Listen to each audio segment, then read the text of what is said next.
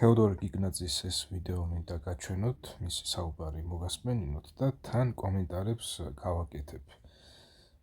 უსმინეთ და როგორ ეწინააღმდეგება თავისი ამ საუბარით თავისივე ორგანიზაციაში დახატულ ხატებს. მოდით, მოусმინეთ და თან კომენტარს გავაკეთებ. წარმოსახვა არ შეიძლება. ეს არის ძალიან მნიშვნელოვანი. ლოცვის დროს არაფრის წარმოდგენა და არაფრის წარმოსახვა არ შეიძლება. ეს არის ძალიან მნიშვნელოვანი. იმიტომ რომ ნებისმიერი წარმოდგენა ღმერთისა, გინდა განკაცებული ღმერთის, გინდა ყოვლადწმინდა სამების, გინდა სასუფეველის სანახების, სულ ერთია. ნებისმიერი წარმოდგენა არის ჩვენი წარმოდგენა. და თუ ჩვენი გონება ამ წარმოდგენებს მიეჩვევა, ჩვენ ვიქნებით შემოქმედნი, რომელიც აზრით გარკვეულ პეიზაჟებს ხატავს და გარკვეულ, ესე იგი, კადრებს აცოცხლებს წარმოდგენაში. მაგრამ ამას რეალობასთან არანაირი კავშირი არ ექნება. ეს ერთი, ანუ ვიქნებით ხიბლში და მეორე საშიშროება. ეშმაკი დაინახავს რა, რომ ჩვენს ასეთ მიდრეკილებას ამგვარი ლოცვისადმი ის აუცილებლად დაგვეხმარება თავის საღებავები შეიტანოს, თავისი ბეჭედი დაასვას ამ ჩვენ წარმოდგენებს. და უბრალოდ ხიბლში კი არ იქნები, არამედ პირდაპირ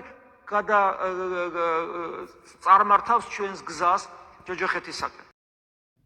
ინტერნეტში დებენ ხოლმე თეოდორე გიგნაძის პატარ-პატარა საუბრებს, ამონარიდებს მისი საუბრებიდან პატარ-პატარა ამონარიდებს და ერთ-ერთი ამონარიდი არის ესეც.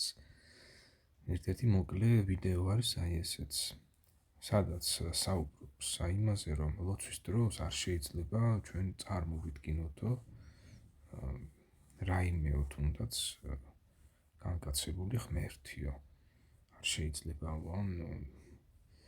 ზოგადად ლოცვის დროს რაიმე არ უნდა წარმოიდგინო და ამ დროს თეოდორე გიგნაძის ორგანიზაციას აქვს ხატები თვითონ ამ კაცსაც ახლა სადაც არის ხოლმე ხშირად ვიდეოებშიც ჩანს მამაკაცის სურათი აქვს ხოლმე და იმ სურათს ეძახიან რომ ეს ქრისტეს ხატიაო და ადამიანებსაც თავიანთ მრევლს ზუსტად ეს საპატრიარქოს ორგანიზაცია არის, რომ ამათი მღვდლები არიან ხოლმე, რომლებიც ეუბნებიან, რომ ხატებთან დადექით და ილოცეთო. და რა, ეხლა ეს მე მოვიგონე თეოდორე გიგნაძის ორგანიზაცია ასწავლის ადამიანებს, რომ ხატების წინ უნდა ილოცოთო. ხატებიც აქვთ, რომელსაც ეძახიან, რომ ეს ქრისტეს ხატიაო, ისაო და ამ დროს ამავე დროს ამ საუბარში თეოდორე გიგნაძე მოუწოდებდა ადამიანებს, რომ არ შეიძლება ლოცვის დროს რამე წარმოვიდგინოთო. ეს ხო რაღაცნაირი სასაცილოა თუ რა არის, სასაცილო რა გაგებით არის, რომ თვითონ აქვთ ეს ხატების წინ ლოცვას თვითონ ასწავლიან და გამოდის და ამბობს, რომ არ შეიძლებაო ესო. არ შეიძლებაო და როგორი წინააღმდეგობრივი ორგანიზაცია არის ეს ორგანიზაცია. ჯერ ერთი მე ბიბლიიდან ვიცი ის, რომ ქრისტეს მოციქულები და სხვა დანარჩენი ქრისტიანები მართლაც არ ლოცულობდნენ რაიმე გამოსახულებების წინაშე. არ ქონდათ მათ ეს ხატების წინაშე არ ლოცულობდნენ. ისინი პირდაპირ მიმართავდნენ ღმერთს. აგერ თვითონ უფალიც, როდესაც მამის წინაშე ლოცულობდა, მაღლა აღაპყრობდა ხოლმე თვალებს და ისე ლოცულობდა. და ამ შემთხვევაში, ეს ბიბლიაში მეფე ხიზკიას ლოცვაც არის, როდესაც იგი ავად გახდა, გადაბრუნდა კედლისკენ და ილოცა. ღმერთმა შეისმინა მისი ლოცვა. ზოგადად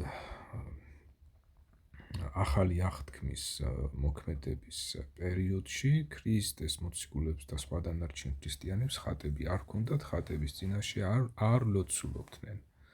და ამ თეოდორე გიგნაძის ორგანიზაციას აქვს ეს ხატები. და გამოდის ახლა და ეუბნება მსმენელებს, რომ არ შეიძლება ლოცვის დროს რამე წარმოვიდგინოთო და მაშასადამ ესე იგი არ შეიძლება ისიც, რომ ხატის წინ დადგე და ელაპარაკო იმას, ხო? სურათს ელაპარაკო და გეგონოს რომ აი სურათზე ვინც არის დახატული აი ის გისმენს.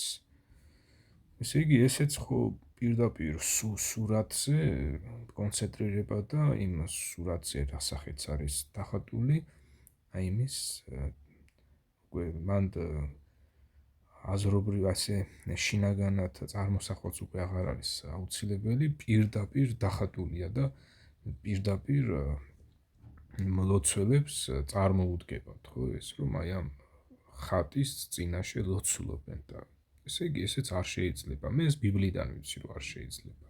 ამ შემთხვევაში თეოდორე გიგნაძე რასაც ლაპარაკობს, სწორი არის ეს, რომ არ შეიძლება ლოცვის დროს ჩვენი რაღაცა წარმოსახვით, ფანტაზიებით წარმოვიდგინოთ, როგორია ქრისტე და ისე ვილოცოთ. როგორი შეხედულება აქვს და როგორი რანაირი არ შეიძლება. მაგრამ ამავე დროს ამათ ეს მე ვიცი ბიბლიიდან, რომ არ შეიძლება წარმოსახვით წარმოსახვა ვთქვათ აი ასე. გამოსახულებისა. თეოდორე გიგნაძეც ამას ამბობს. ეს სწორია. მაგრამ იგივე თეოდორე გიგნაძეს ხატების მეტი რა აქვს. მიდით ამასთან ტაძარში, სადაც არის და აგერ ამის უკანაც ჩანს აი ამ კარებზე დახატული ვითომ ანგელოზი. ვითომ იმიტომ რომ ამათმა რა იციან როგორია ანგელოზი და დახატეს იქ რაღაცა ფრთები და რაღაცა სამოსიაცვია ლურჯი ვთქვათ, ცისფერი თუ ლურჯი რაც არის. ხო, ამათვე აქვთ ესე იგი ეს ხატები და როგორც უნდა ისილაპარაკობენ. ხატებსაც თან ხატებს ხატავენ, ეუბნებიან ხალხს რომ ხატების წინ ილოცეთო, მე გამოდის თეოდორე გიგნაძე და ასეთ რაღაცას ამბობს. და გაიგე ახლა ამათი ის და ამ მოხდლებს ახასიათებთ რა ეგეთი რა. ხან იმასაც იძახიან, ხან ამას იძახიან. ამავე დროს თვითონ ამ ორგანიზაციაშიც არიან ისეთი მღვდლები, რომლებიც ერთმანეთსაც ეწინააღმდეგებიან და გაიგე ახლა ვის გაყვე თუ ბიბლია არ იცი.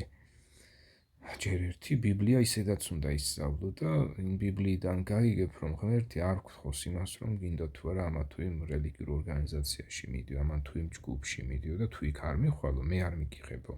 თუნდაც ნამდვილი ქრისტიანული ჯგუფი სადმე იყოს და მე ვიცოდე ეს და არ მივიდე მასთან, მე ამით ღმერთი არ დამსჯის და ამის გამო უარს არ მეტყვის მასთან მისვლაზე.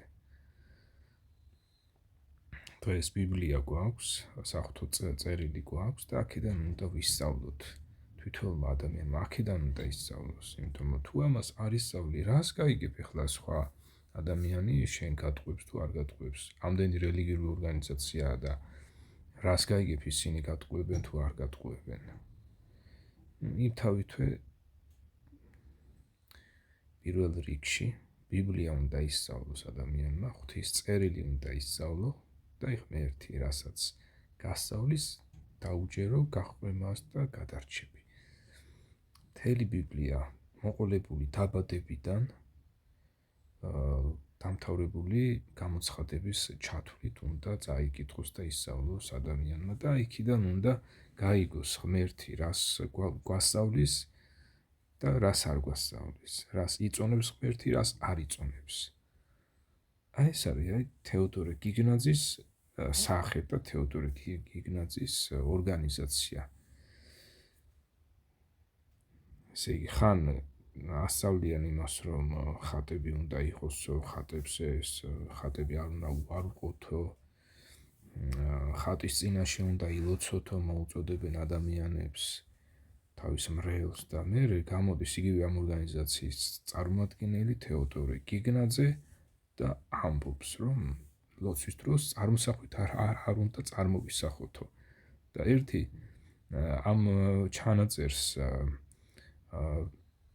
თუ მოусმენს რომელიმე საპატრიარქოს ორგანიზაციის მრევლიდან ვინც თუ მოусმენთ, აი თქვენ მითხარით, აბა გამომეხმაურეთ და მითხარით ლოცვის დროს წარმოგესახებათ თუ არა ხოლმე ის ხატები, რაც საპატრიარქოს ორგანიზაციას აქვს.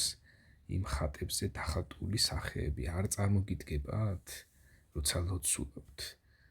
ან პირდაპირ ხატის წინ რომ ლოცულობთ, ესეც ხო წარმოსახვაა, თქვენ თვითონ დაფიქრდით ამაზე და თქვენ თვითონ გაეცით ამ კითხვას პასუხი და ნაგერ თუ გამომეხმაურებით, მეც დაგინახავთ და გავარჩიოთ ერთად ეს კაცი რას ლაპარაკობს, ხო? რატომ ეწინააღმდეგება თავისივე ორგანიზაციას? მე ვიცი რომ ბიბლიაზე დაყრდნობით ეს სწორია, რაც თქვა ამ კაცმა, რომ ლოცვის დროს არ შეიძლება რამე წარმოისახო, რაიმე სურათი, რაიმე სახე, არ შეიძლება, ეს მეც ვიცი, ამანაც იცის, ხო? ესე იგი იცის. მაგრამ იმას არ უყურებს, რომ თავის ორგანიზაციაში ამდენი ხატები რო აქვს და ადამიანები ხატების წინ რო ლოცულობენ, არ უყურებს ამას. ხალხო, თქვენ მაინც უყურეთ ამას. თეოდორე გიგნაძე რას უყურებს და რას არ უყურებს, თქვენ გეუბნებით. ღმერთის წერილში ჩაიხედეთ, ღმერთისგან ისწავლეთ და დაუჯერეთ ღმერთს, გამოფხიზლდით და დაიწყებთ ჭეშმარიტების ძებნას სხვადასხვა რელიგიურ ორგანიზაციებში. პირდაპირ ბიბლია ისწავლეთ და თვითონ ნაგერ ღმერთი გასწავლით. წახვალთ სხვადასხვა რელიგიურ ორგანიზაციებში, იეჰოვას მოწმეთა ორგანიზაცია იქნება ეს თუ სხვა ორგანიზაციები. ეს იეჰოვას მოწმეთა ორგანიზაციაც ისევე მატყუარა, თავისივე გამოშვებული ბიბლია, ახალი ქვეყნიერების თარგმანი რომ დაარქვა, ესე იგი თვითონ ის ახალი ქვეყნიერების თარგმანიც ხო დამახინჯებულია და შემდგომ ამისა თავისივე გამოცემა დაამახინჯა და უკვე დღეს